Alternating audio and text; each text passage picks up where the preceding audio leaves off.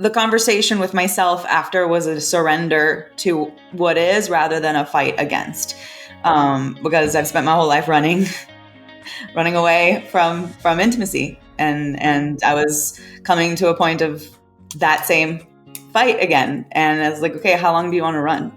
How long do you want to do this?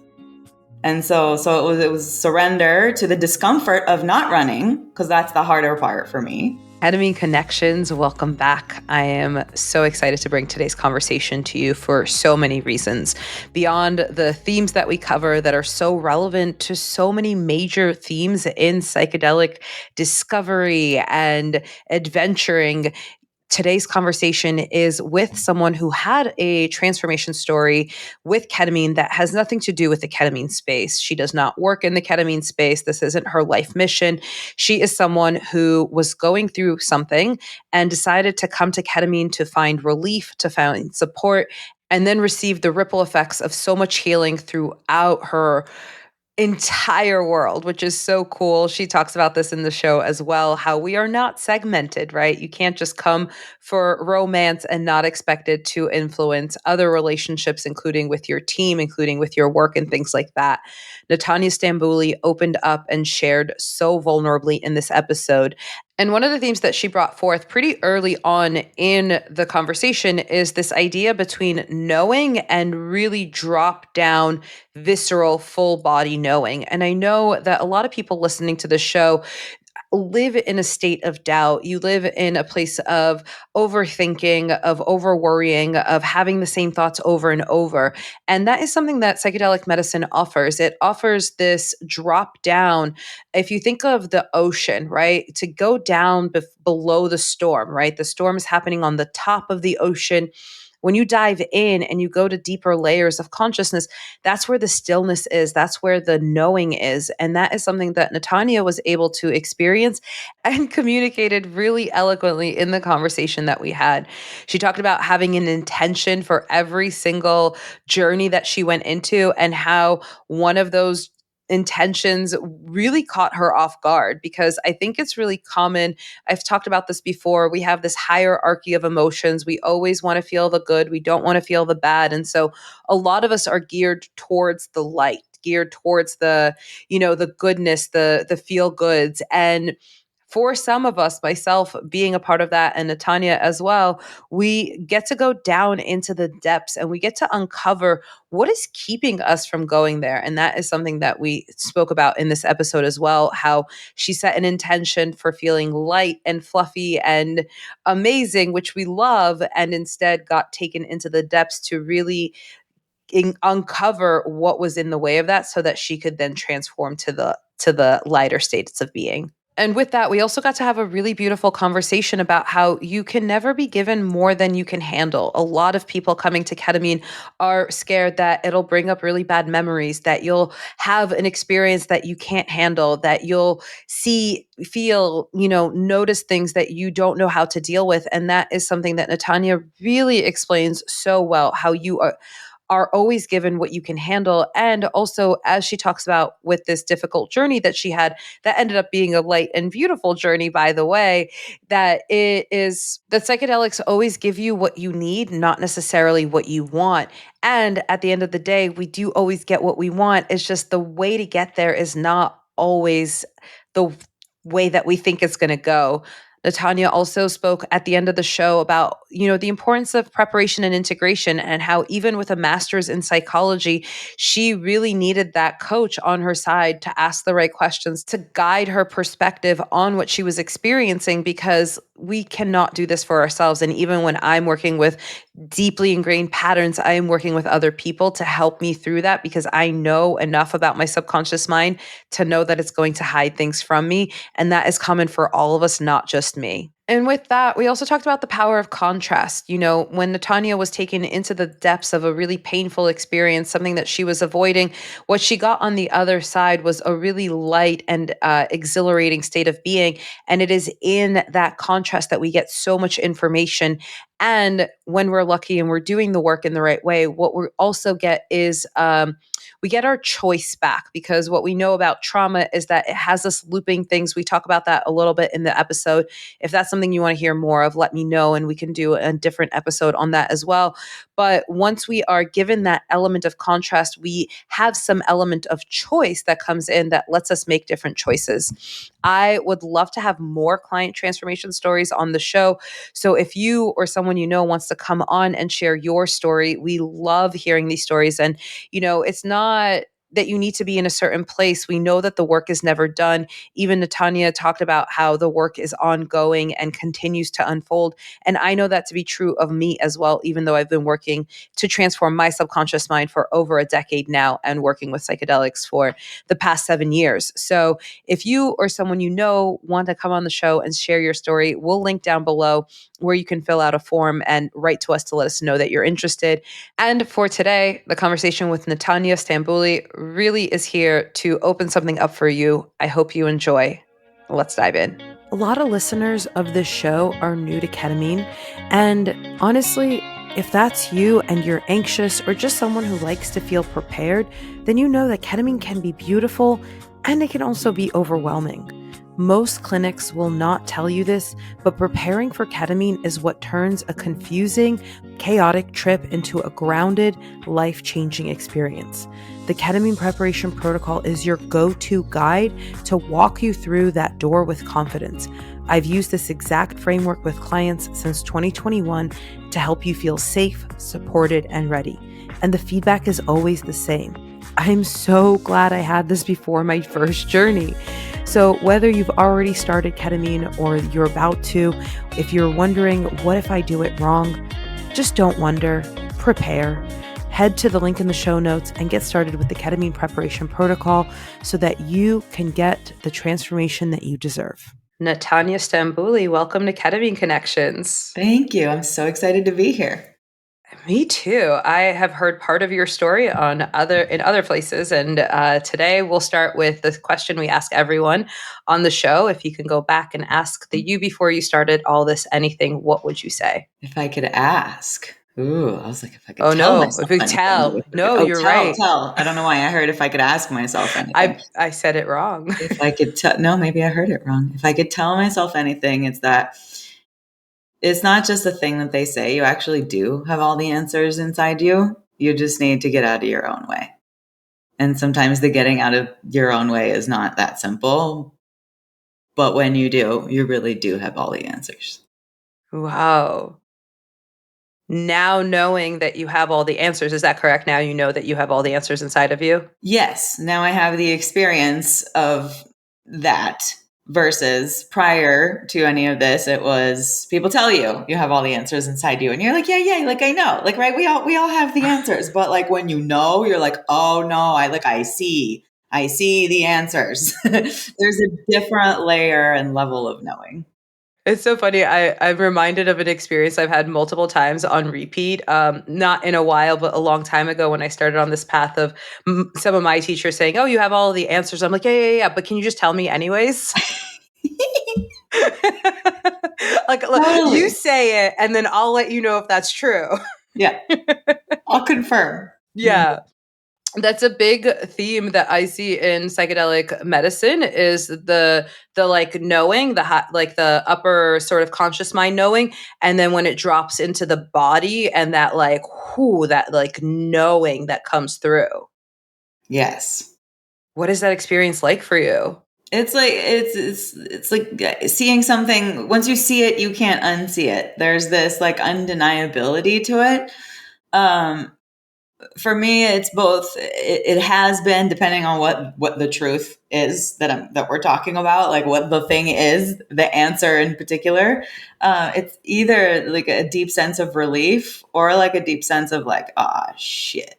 Like now I have to like, I got decisions to make and things to do and moves to make that I've been avoiding, conveniently thinking I didn't know what to do, when in reality, no, you do know. You just need to surrender. So it has been both and can be both. But in either case, it's an up leveling and a reckoning with myself that had been missing for me. How much more are you willing to say about that? Like, in terms of, can you give a specific example so someone can really understand what you're saying here? Like, for example, I went into ketamine therapy for various different reasons, but I've had a troubled relationship with romantic relationships. My mother died when I was 12 years old, very suddenly, and I put up a wall. I had a few relationships early on in my teenage years that culminated in breakups that basically cut me off at the knees. I was wailing in the fetal position on the floor, re experiencing my mother's death with every breakup.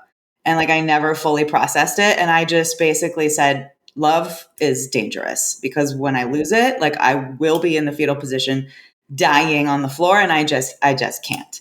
So I put up a really convenient wall, and I'm paying the price for that now in my 40s. So when you say you have all the answers, like, I've known that there's, I know that love is safe, and I know that when you love people, they won't necessarily die on you. Just because it happened 27 some odd years ago doesn't mean that it's going to happen again. Like, but then I was in a session with the medicine, and I asked it. I always go in with an intention.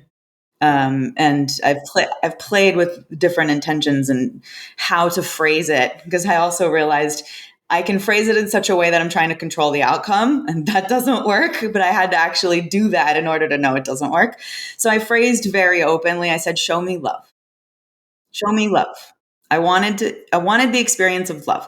But for me, what I wanted was, I wanted to feel like I was floating on a cloud of fuzzy things and feel the warm feelings of love for myself and the universe and the world and every living being. And like, that's the experience that I wanted. Instead, I was buried alive. I had the experience of falling and falling and falling and falling and falling and falling until I hit the bottom of a deep, dark hole. And then I had the experience of dirt falling onto my face. And the beginning of the suffocation and the panic of like what that means, that dirt is falling on me and at the bottom of a hole and I can't get out. And I could feel my heart rate go. And they give you the clinic that I went to give you a little like emergency button that you can push if like you're not feeling it. And I'm conscious that the emergency button's there, but I'm like, wait, I want to see how this goes. But also, I'm being buried alive.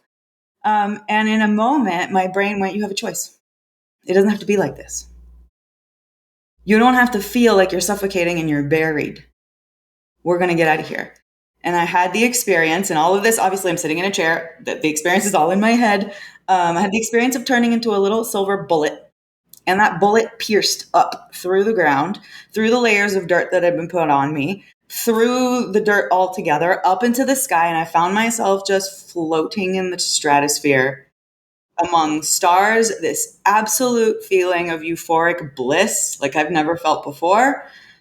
I practice yoga and they speak of ananda, bliss. And I'm like, oh, this is what that is. And I was like, if I die right now, I'm okay. Like, in this moment, I'm okay. And I literally had the experience of the fear of what love represents for me, being buried alive, like, or the suffocation of, if I love someone and they die on me, it feels like I can't breathe. It feels like I'm being buried alive. And I had the experience of like busting through that. That is what I mean by your insides know. Like, you have the answers. There was no way I could possibly ever access that from my conscious mind, just sitting there thinking about it, talking with my therapist. Like, no way. Which also, just to give a little bit of context, right? For people listening, if they're like, oh, I'm going to go into ketamine and I'm going to get buried alive. It's like, no, that's a theme that is specific to you, because for you, you had this experience of losing your mom at losing your mom at a young age to death. And then that became a symbol for you that like love is being buried alive, because you didn't know. I mean, we'll get there in a moment. You didn't know how to process that grief. You didn't know how to process those feelings. And so then you got a lift out of that situation, because a lot of the benefits of psychedelic medicine are contrast, right? But the reason you would never be able to, or never say never, the reason it would be unlikely for you to access that in therapy, even with all of your somatic work with yoga, even though you have access to deeper layers of consciousness through your yoga practice, is because your entire identity was built around don't go there, you can't, because you didn't know how to feel it. And then you have this experience of getting lifted out of it, and now what's presented to you is the element of choice, because trauma robs you of choice. That's why you're repeating the same relationship over and over for 27 years. All of a sudden you go into a psychedelic ceremony, you experience that visceral fear of like, holy shit, this is what I feel. You have the contrast of getting lifted out of it, and now your choice is back. Okay, do you want to be buried alive, or do you want to go float in the clouds and experience ananda, bliss, euphoria? Yeah, exactly. And in terms of context for anybody who's listening, like it is never going to show you anything you can't handle. So while we went strong out the gate because you asked for an example, like I don't want anybody to freak out, because I know I was super nervous going in. I was like, what am I going to, I was nervous about being shown something I wasn't willing or ready to see. And it's going to give you exactly what you need and not what you want, because I wanted to float on fluffy clouds. And instead I got buried alive. But in the end, I floated on better than clouds. I floated among the stars. So we got there. We just had to go. And that I'm the type of person who needs to learn things the hard way. So it's also going to give you just what you need.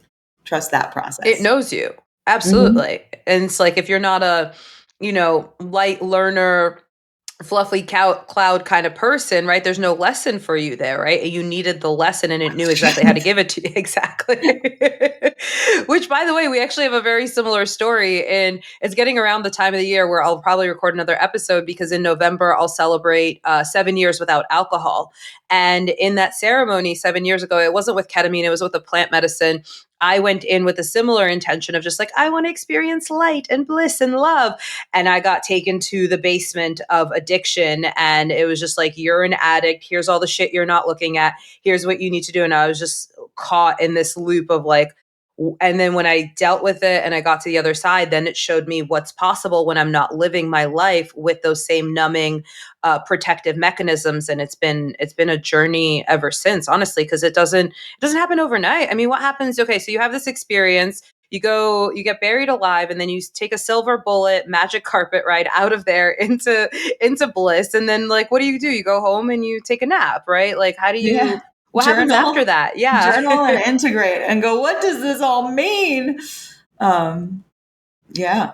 I mean, it takes a while to trickle. Some of the experiences that I had were like instant, and we can talk about that if you want as well. This particular one, like my romantic life, has been 27 years in the in the practice. So, I mean, I guess everything about all of us has been our lifetime in the practice. But that one I think is going to be layers and layers. But there were things that like shifted immediately and then didn't shift back, like work related stuff, especially like my need to be constantly busy and constantly doing, like, I don't want to say cured, but like, wow, drastic shift in my ability to just be like, this is enough for today.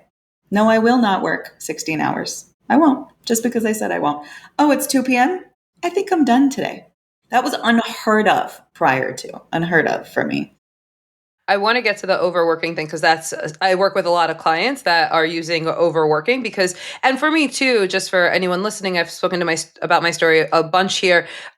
I'm not the type of addict that had a rock bottom moment where, my family's not talking to me, I've ruined all my relationships. I had all the addictions that actually got me promotions, it got me awards, it had me speaking on stages, like the overworking, the overperforming, all of that. That was my style of addiction.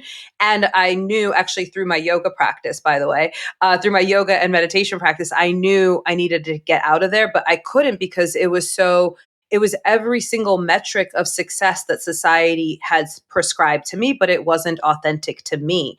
But I want to go back to your piece. So you're in this ceremony. Were you in a romantic relationship at the time when you had this journey? Yes, that's actually what brought me there. It was choices I was making to step away from the relationship, but then being like, wait, is this actually what you want and what you need? I needed clarity, so I went in for that. Amazing. And still in the relationship, and everything's good. But Okay, I great. needed I needed clarity at that time. And then it handed me all kinds of things I wasn't expecting or asking for. Okay. And then one other question, just I'm curious, just because, when we're talking about psychedelic medicine, we're talking about shamanic arts. There's about 40 different types of shamanic arts, and there are paths of yoga that also go to the same places as psychedelics go. And I mention that because it's a skill, right? It's a skill to be able to go into the depths of the subconscious mind, to be able to breathe through being buried alive, right? There's all these skills that allow certain people to go deeper sort of sooner. And so I want to preface that with my question, preface that to the question of what number session was this that you got buried alive? Was it your first ketamine session? No, I think it was number 3 or 4. Yeah. The first one was really weird. The second one I like hated. I was like, this is dumb. I'm never coming back. I don't know. When I read back through my journals, I'm like, this is really funny. Always trying to control everything. Always trying to control everything. It didn't give me what I wanted. No, it didn't give Right. you what you needed. Yeah, but it doesn't matter. It's not what I wanted. Like a child. Yeah. So it was either, maybe 4. Yeah. So that's just a little bit of context too, because you do learn how to work with the medicine, right? It wasn't your first session. And so you have this ability to have different experiences in the medicine. The first one was weird. The second one it gave you this experience of this isn't what I want. I'm not coming back, right? And then the third, maybe fourth, was like, okay, now you're ready, right? Now you've had a variety of experiences and now you can go into getting buried alive. Like, congratulations. Now you can experience intensity. Yeah. Yeah, for sure. There's an adjustment period and kind of to the point that it only gives you what you're ready for. It's like you won't even go there unless you know how to allow, right? Because like falling that deeply, you're not falling and you're falling in your head, but like you can technically stop that at any time by bringing your mind back. And I'm like, no, let me go there. And so there is some degree of getting used to what's happening. And for me, there was a very big mix of visualizations and a tremendous amount of physical sensations. I was moved right to left, up and down. I was flipped around. I fell, I rose. Like I did a lot of movement. And I've spoken to many people since then. And I learned that that's not universal. People don't all have the experience of being like physically moved. And I was like, oh, really? Because I had more of that than I had visuals. You're Really. also a very physical person. Yeah, I guess. But I was like, why am I got turned into a piece of furniture at one point. My whole body was folded up into like a couch and then shoved up against the wall. Again, I didn't go anywhere. I was sitting in a chair.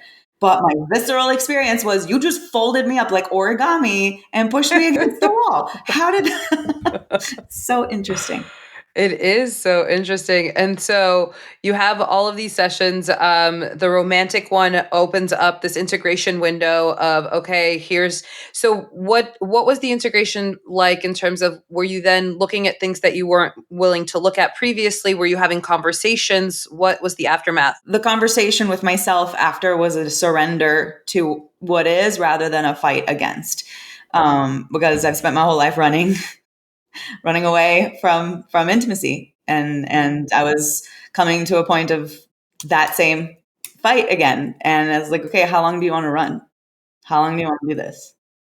And so it was surrender to the discomfort of not running, because that's the harder part for me, and then working through that. And so And that's a lot of the themes too. Is I was just talking about this on a client call, right? Of this broad strokes reductionist concept that has a lot of depth to it, right? You can boil everything down, every decision down to one of two ways: fear or love, right? And it's like, and it goes in both ways, right? So it's like, okay, if I'm used to running away, then I'm practicing. I'm running because of fear, but there's also love there because I'm loving this part of me that is unhealed. I'm moving in that direction as well, and that's where so much of this like integration comes from, right? Of just like, okay, do I listen to this, okay, it's time to run, or do I override it? And the psychedelics give us, like you said, that like deeper knowing of just like, oh, okay, this is my pattern. This is actually something that I'm meant to break, not follow. That's the hardest question in humanity. yeah. And I think for me, the challenge, and this might resonate with anybody else who's done a lot of personal development work.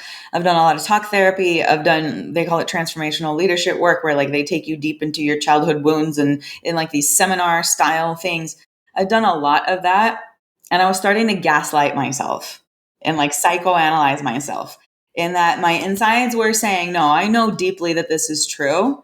And my over psychoanalytical mind was like, no, you don't. That's just your childhood trauma talking. You can't trust your insides because your insides are behaving from your patterns. And then I'm like, wait, no, but like my gut actually is saying this. And like, no, it's not. You can't trust that. And it was like, wait, who's right? My gut or this thing that's telling me that I'm behaving from my patterns? And I was like, I need clarity, and it is not going to come from this battle continuing.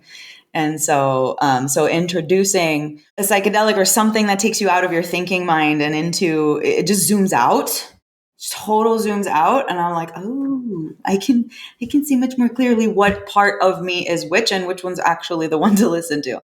Yeah, exactly. And it's even that in itself is its own pattern, right? It's like this voice says this and this other voice comes in to counter it. That's its own pattern. Psychedelics are a pattern interrupt. So it does zoom you out of that, and then you're looking down going, oh, I see what's happening here. Yeah, so that was really powerful.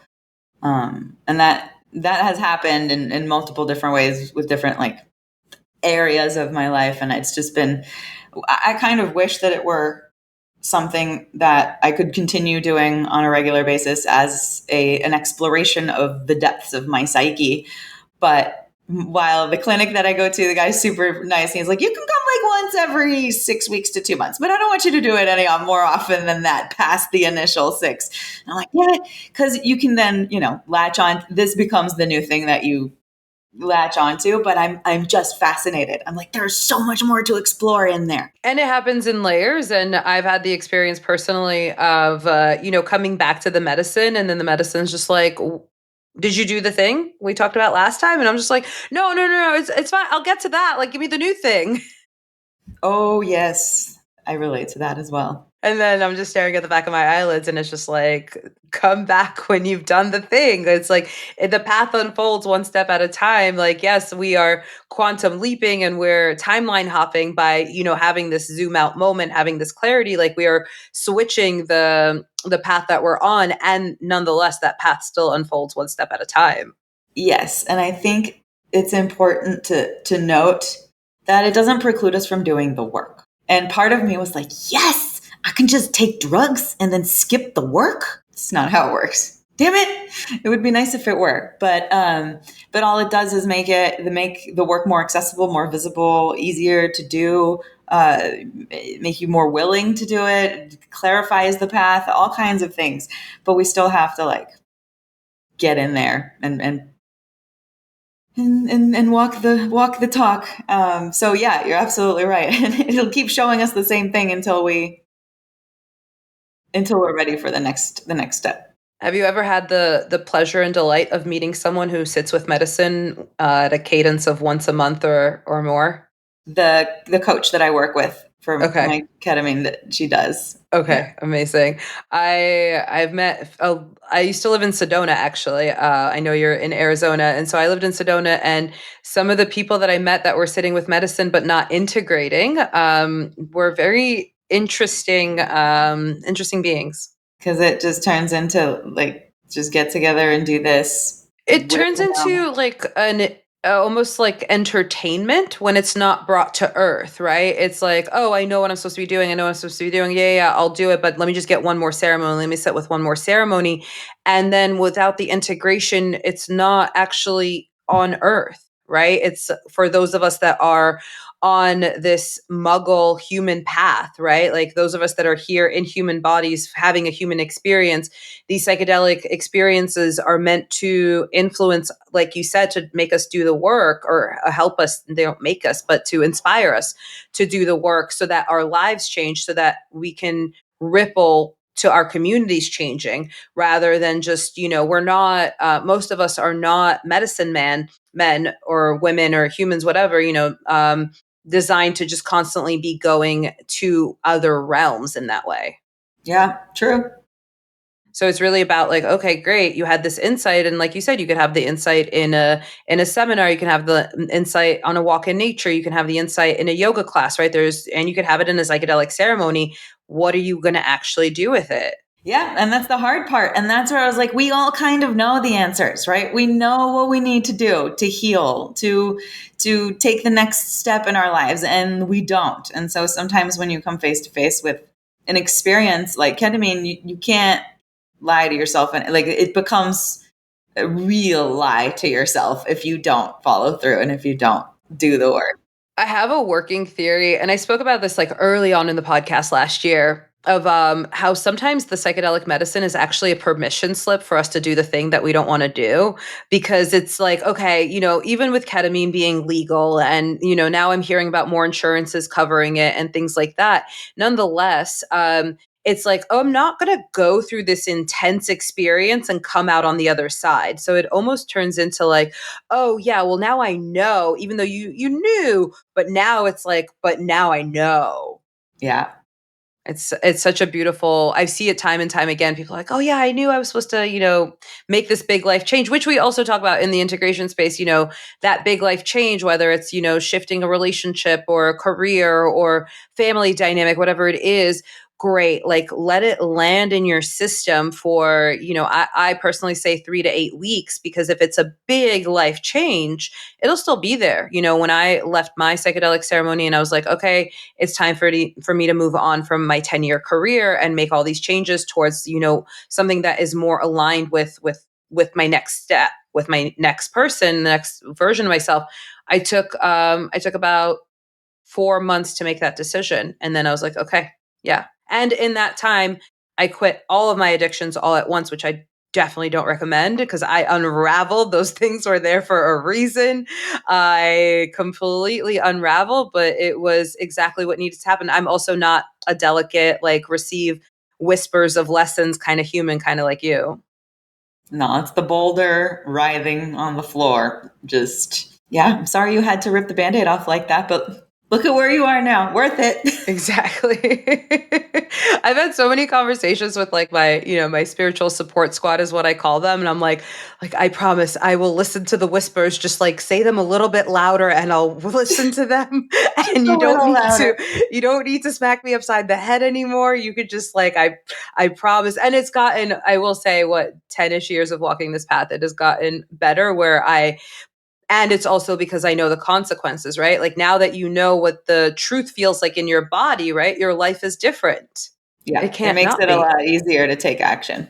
Even when the action is the hard part, right? Because oh, if I do this thing that is countering that truth, that is abandoning that truth, that is abandoning, whatever this intuition piece is, I know the consequences, and those consequences are a boulder. And I'm so sick of being taken out by boulders. No more boulders.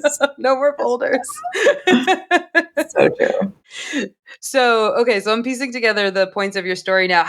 So you go into ketamine because you are having this instinct to run from a relationship. You realize that it's a pattern. You're not letting love and intimacy in, and you think, okay, maybe there's something else. And so how did you know to go to ketamine for this answer, for this next step? I had been for years asking for the next cut in my personal development. So I did a yoga teacher training in 2015, and then I fell into transformational leadership trainings. I did like my own training, and then I went and staffed other trainings as a coach for 2 or 3 years. And then there was a break. Like I stopped that, and then there was nothing. And I could feel myself, they call it the drift in the leadership circles. I could feel myself falling back into the drift being the river of how the world just works. And as a leader, I want to stand up in the drift, in that river, and walk against the current, not with the current. And I was finding myself drifting with the current and going back to my old patterns of behavior and complaining and being like, this is impossible. Like, no. Anything is possible. Stay with me. Stay here. So I was like asking the universe for, okay, what's the next training or the next thing that I'm going to go do so I can re-elevate my state of being back to like where I want to be and stay. And in asking that question out loud, I know now, I've had enough life experience that I know when you ask the question, all you got to do now is listen, and the answer will be delivered to you very shortly. So I had lunch with a friend who randomly, we started talking about ayahuasca, and that's a little bit intense for me for what I was looking for. I've always been vaguely curious, but I'm like, that sounds like a long time. And also, I don't want to poop myself. So just, It's good to have those two boundaries. things. Yeah. So, but then she mentioned ketamine, that she was working with that. And I was like, what is that? I'd heard the word ketamine to refer to the street drug ketamine, which is actually the same thing, turns out, just administered differently and in a controlled environment. And so that sort of like, I filed that in the back of my head. Oh, interesting, ketamine. I should Google that. Not 1 week later, I meet someone at the business event that both you and I have frequented many times. And he invites me to go for coffee to talk about a podcast that he wants to start, and he wants to pick my brain about business, whatever. Not half an hour into that conversation, he tells me about ketamine. And I was like, literally have never heard this word in my life. And now 2 times in 1 week, people are talking to me about ketamine therapy. And I was like, okay, here we go, Google. And that's literally how, I read up about it and I was like, well, this is fascinating. And at that time, debilitating anxiety. Turns out I've been living with debilitating anxiety for 20 years and didn't know it until it was gone. Wow. So that was amazing. So I Googled and I saw that it's good for anxiety as well. And I was like, oh, really? Like, I know I have some, but I didn't realize the degree to which it was really like had its hold on me. I Googled a place. Turns out there's a clinic just a few minutes down the street from me. I called. They were lovely gentlemen, 3 guys who own the place, super smart, young, hip, cool, know their stuff. And I was like, take my money. Let's do it. So, and I love this too, because oftentimes there's a Trojan horse, right? Of, oh, I'm going to go do this because of my relationship, right? Or I'm going to do this because of leadership, right? There's a lot of people coming to ketamine for leadership or, so many different reasons. So the Trojan horse for you was your relationship, and then it impacted, you said, your anxiety and then also your work life. Yeah. I was looking for something to generally handle all of that, but then like the acute pain in my life that I was dealing with right then was relationship related. That's what really brought me to even to sign up, because otherwise I might have Googled for another 6 months or so. But yeah, it impacted so many other things, and in reality, of course, it did, because we are fully connected in every way. Mind, body, soul. There's no way to handle one thing without it having an impact in other areas. So should have seen that coming. But initially I was like, just fix my heart stuff. just that one thing. Everything else is fine. Yeah. Well, it turns out that that was just a symptom. Like for me, so much of everything comes back to the sudden loss of my mom. So much. And a lot of it is baked into my personality from when I was born as well. But a lot of it, that there's definitely my life before that moment and my life after that moment. And they're very different lives. So I attribute a lot of, that is the root of a lot of things, including, so like we kind of came back to the heart of it all in the end. So how has that been unfolding for you since all of that, right? So what are some of the, I guess, sort of the mile markers, right? You go in for a relationship, you have this deep healing with getting the silver bullet out of deep suffering into ananda, into bliss, into euphoria. And then is it the anxiety piece that unfolds next? Is it the workaholism? What happened next? It's the workaholicism that got handled next. I think that one actually got handled the session before, session 3. I do not remember the intention that I set. I have all of them written down in my journal, and I should have looked before we got on the call, but I don't remember. But I was handed several experiences in that session. So I call them experiences because there's not like, it's like, for me, it's full body. Like I'm there, like I'm in a movie, so they're really like an experience. And I had several experiences in that session that had me really see and experience the level of stress that I was living with, that I was creating for myself. As an example, all of a sudden I find myself running on a treadmill with minions, the little yellow minions. I don't know why minions. I have not seen the Minions movie. I don't have kids, but my subconscious put freaking minions on my treadmill. I don't know why. So the minions and me are running, and the treadmill is electrocuted. And every time I step on it, every time my foot touches down, I get a shock. So I'm like running, like hop running on this treadmill, going out, out, out, and the minions are like doing what their minion little voices do, and I'm like, my feet are burning. It's very stressful, and again, I have like a moment of clarity where I go, "What the hell are you doing? Just get off the treadmill." And I was like, "Shut up." And in that moment, I was like, oh yeah, this really sucks. Like, I'm done burning my feet on this nonsense. So I took a step backwards off the treadmill, and the experience was, when you're like sitting on a bus or something and there's something stopped next to you and the other vehicle starts moving, but you feel like you're moving backwards, but you didn't actually move. It's the other vehicle.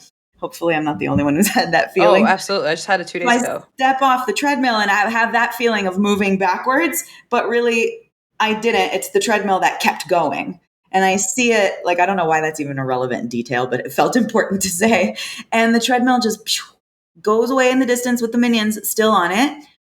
And I came out of that particular session, like, when we say workaholic, like, my brain wakes me up at 6 a.m. without an alarm clock going, what emails do I have to send today? What are we doing? Did I send the Zoom call with meeting? Blah, blah, blah. And I'm at my computer, and I would not leave my computer until like 8 o'clock at night, like lunch. I don't forget lunch, like just no breaks. We don't do breaks here. 6 a.m. to 8 p.m., no breaks. This was my life for 5 years since COVID hit and I started my online business. And I came home from that session. This was like at 12 p.m. or something. And I didn't sit at my computer for 2 weeks. 2 weeks. To the point that on like the middle of the second week, I got scared. I was like, this thing has taken my work mojo. And my work mojo is what allowed me to get here in business and create the life that I've created. I can't lose my work mojo. But it turns out it needed to swing the pendulum so far in the other direction so that there was any chance to bring me to center.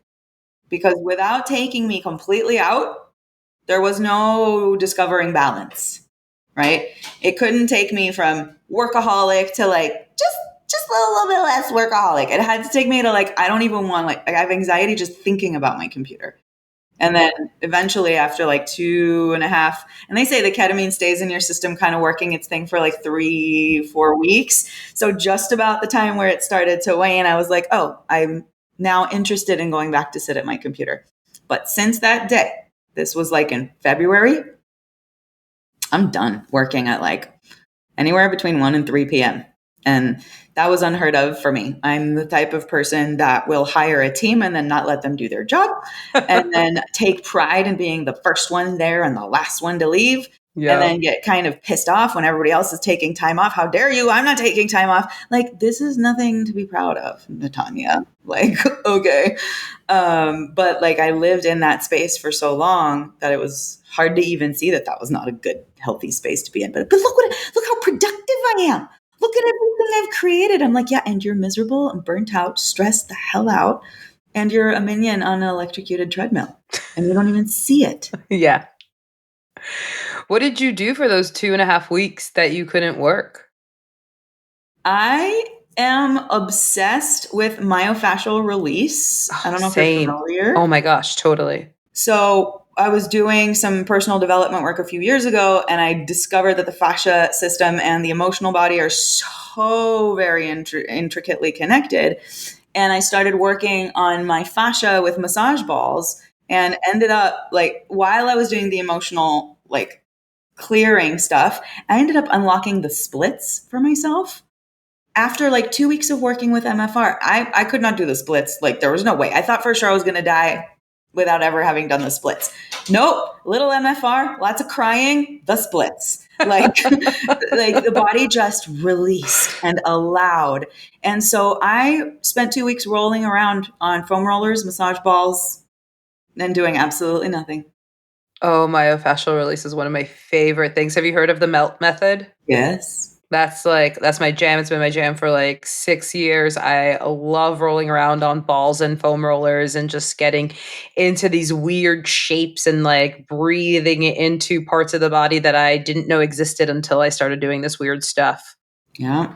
Yeah. I'm a person who has suffered from deep rooted and long term muscle like pain, but like physical restriction. Like for a long time, I was like, there's something wrong with my right shoulder. There's something wrong with it. I need an MRI. There's nothing wrong with it. There is insanely tight fascia, like bound up around the joint for, I don't know why, but just the right, not the left, this masculine Masculine. side. There's something there. Right.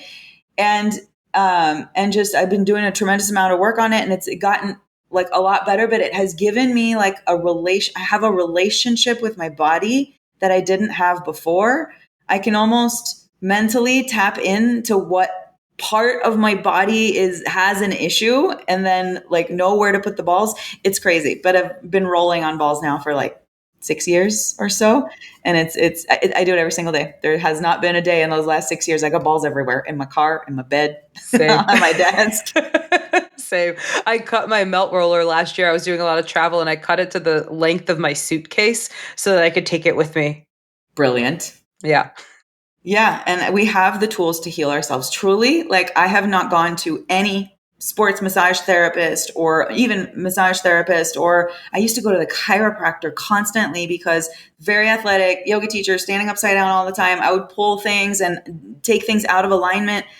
But like, go to the chiropractor, they put your bones back in, but it's the muscles that are pulling on the bones. So the muscles are just going to pull the bones back out again. So learning how to release what's pulling in the first place has been absolutely life-changing. And so I even created a course that I sell now to help people get themselves out of pain, because I'm like, if we should all know how the fascial system works and how to use it to get out of pain and to build a better relationship with our body. So anyway, I could talk about this for ages, but that's not why we're here. So I'm the that's what I did same. for those I'm the 2 same weeks. though. The fascia though, it's partially why we're here because it's integration work. It's part of the integration to like get the issues out of your tissues because then you can actually open up. It's like, where is that space actually being created for new synaptic connections, for neuroplasticity, for all of that? It's like as we shed the contractions in the body, space opens up. And I was never patient enough to sit in the sensation, because some spots, like I was working on those 2 weeks, I was really working on something on my hip, and like the deep in the hip joint, like it hurts to be like stretching for a long time or doing MFR for a long time. And like I didn't have the patience to like make it through that discomfort. I'd be like, okay, it's been 10 minutes, I'm good. Get me out of here. And I'm like, no, my body needs like 45 minutes here. So we're gonna stay. And the ketamine penduluming me all the way to the super lazy side of the equation gave me the ability to sit with all of that. So it was really cool. I got to experience a different side of the MFR that I didn't have before when I was being impatient Nat.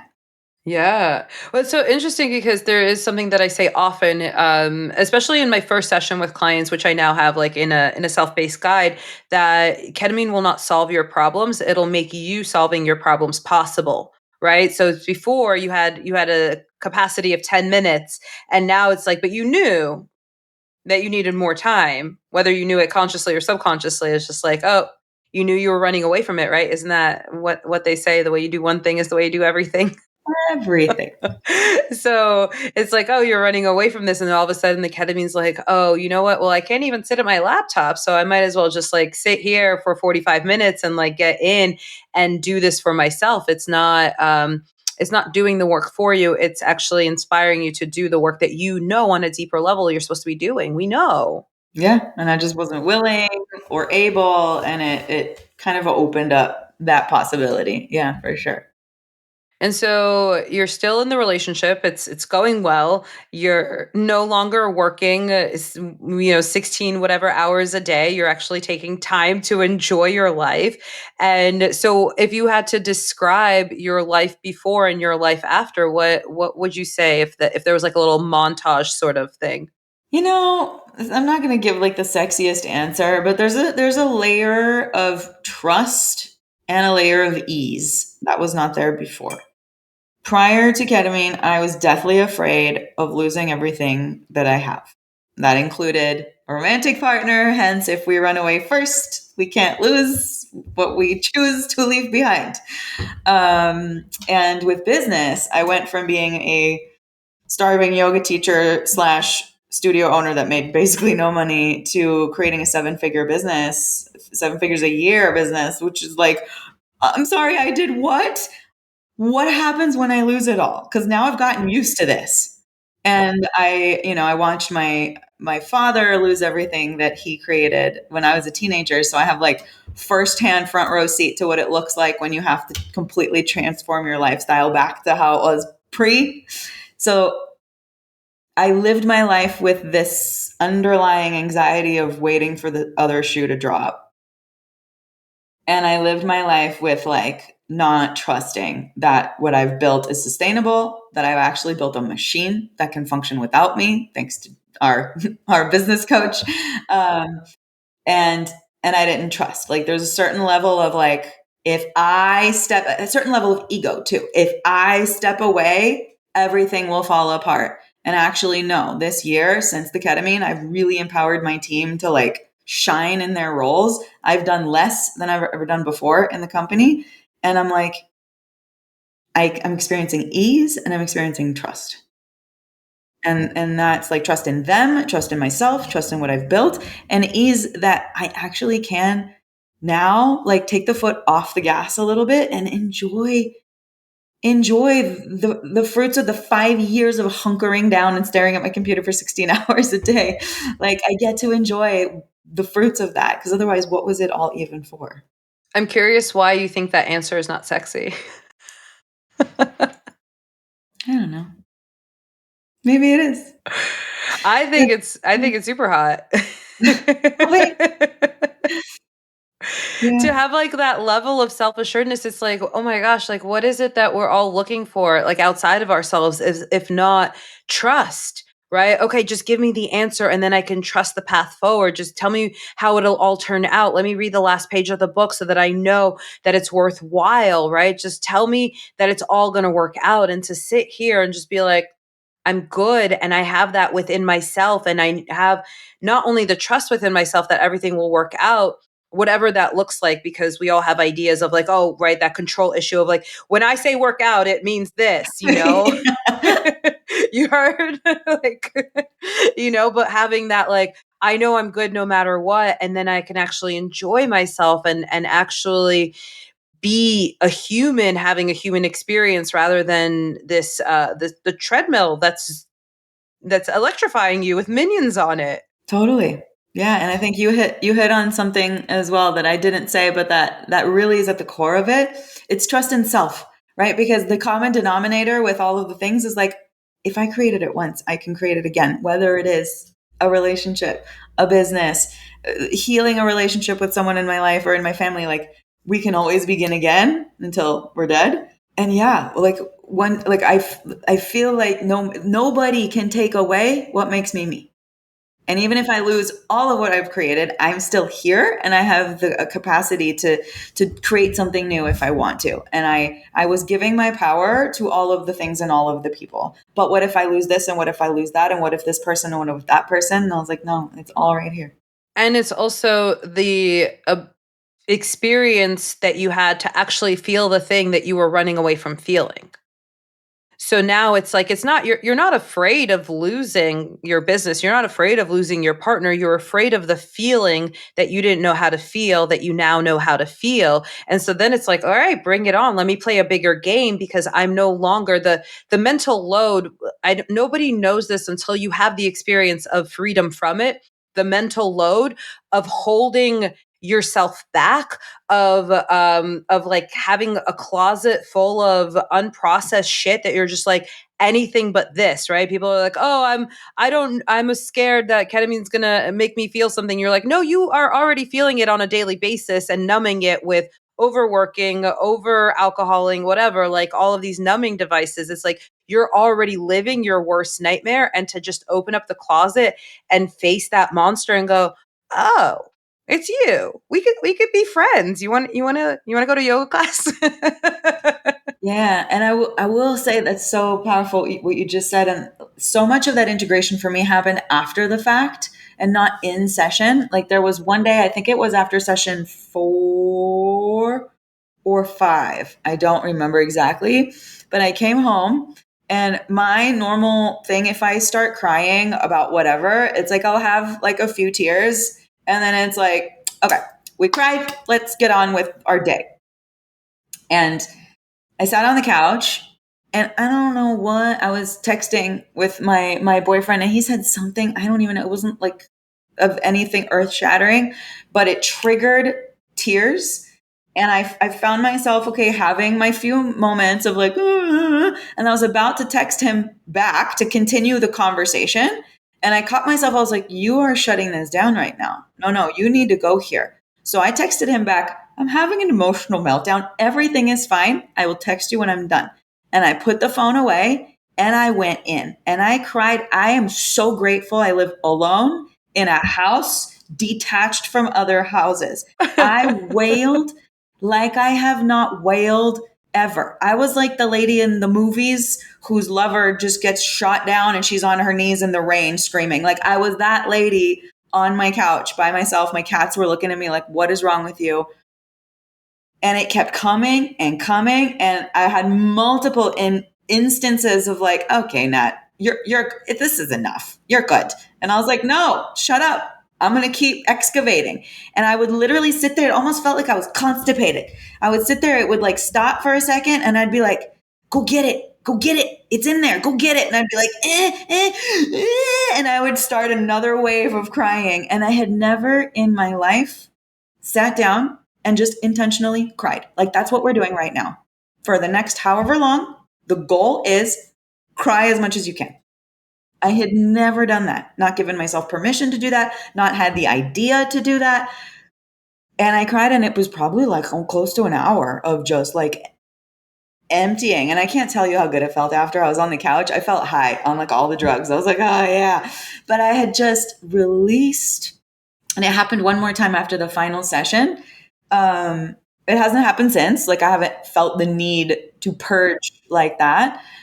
But I think I cried for my dead mother 27 years later on my couch. I didn't cry for her then like that. I did cry when the 14-year-old boyfriend dumped me, which, but after that, I put up the wall and no one ever got close enough to make me cry like that. Right.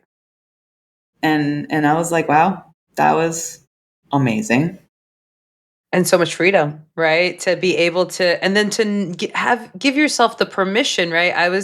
Something was happening just a few weeks ago and I felt tears coming up and I'm like, okay, let's go. Like more tears. And it was just like, it wasn't that serious. So the tears didn't keep coming. But now I used to, also be emotionally constipated and not be able to cry and like just compartmentalize or just deep denial of just like, oh, like the cool girl, the tough guy of just like, oh, that didn't really hurt, like, oh, yeah. And then to be able to then now just be like, okay, yeah, like the tears are welcome. Like, there might be a moment where I need to like put them aside for a few hours and I'll get back to you at the end of the day type of thing. Cause I also live a life and I have responsibilities, but in the grand scheme of things, like I will cancel my evening plans to stay home and feel those feelings if that's what needs to happen. Because as we were saying earlier, I know the price and the cost of that self-abandonment, and I'm not here for it anymore. I'm not willing to not show up for those feelings that are here to deliver a message, that are here to clear something so that clarity can come through or whatever needs to come through. It's not where I'm at anymore in life. Amen. I love getting older. Not gonna lie. Yeah. People are all like obsessed with being 20 again. And I'm like, you guys, it just gets better. I mean, I'm not excited for like wrinkles and stuff, but like everything else is just, we get so much wiser. We know ourselves better, right? We're Yeah. not seeking, that's my experience. I'm no longer seeking things outside of myself in the same way that I was. And also I'm not outsourcing my power, right? Oh, what do you think I should do? Should I date this person? Like it's just like I have that compass within myself that I've taken a long time to develop. And I wouldn't trade that pure wisdom for anything. Mm-mm. Me either. It's gold. Amazing. Well, Nathania, you've left our listeners with so much. Is there anything else that has gone unsaid that you want to say to the world?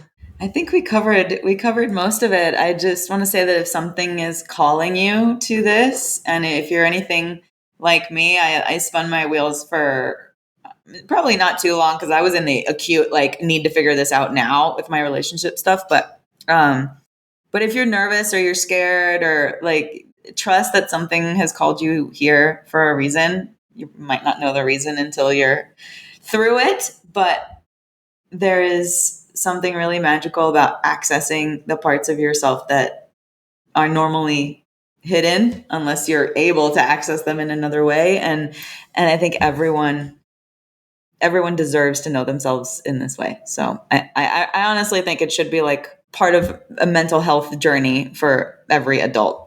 But Absolutely. I'm not a medical professional, so I can't make that recommendation.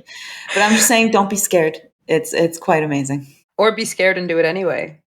Or be scared and do it anyway. And I know that you will agree with me on this. Integration is key because Yeah, I it's worked with a everything. therapist. She's a coach, not a therapist, but I work with a coach after every session, and the the reflection that a neutral party that knows how to ask you good questions is able to offer, and the aha moments that are facilitated that you might not be able to access on your own when you're in the weeds is priceless. And I was like, ugh, I don't want to do coaching. Just give me the ketamine and I'll do it myself. I've done it. I have a master's in psychology, which I do. I have a master's in psychology. I don't need the therapy. I'll do it myself. Homegirl, shut up. You need the therapy. So take whatever, if you do it, definitely sign up for integration coaching of some kind and like preparation of some kind, because it's magic when you have the tools, the language, and the knowledge to like pick it apart and not just be like, what just happened? Right. Or the other thing that I know of the subconscious mind hiding things from you, right? Or minimizing, right? Like, oh no, that wasn't that important, or oh, this thing was really important, and you really do need that neutral soundboard to kind of say you back to you so that you have that full picture. Yeah, because we only see what's in our beliefs like box, right? And there might be something in one of your experiences that seems irrelevant that actually is a symbol for something that's a little bit out of your, a bit in your peripheral vision, and you can bring it into focus, but somebody needs to tell you that that was worth looking at. So absolutely, I agree. Thank you so much for your vulnerability and your openness. I know I got a lot out of this conversation, and I'm excited to bring it forth to the podcast. Thank you so much for having me. I had great fun talking about this. It's not exactly a topic you can go into detail with, like randomly with people. So thank you for giving me the space. Yeah, you're welcome. Thank you so much for tuning into Ketamine Connections with me today.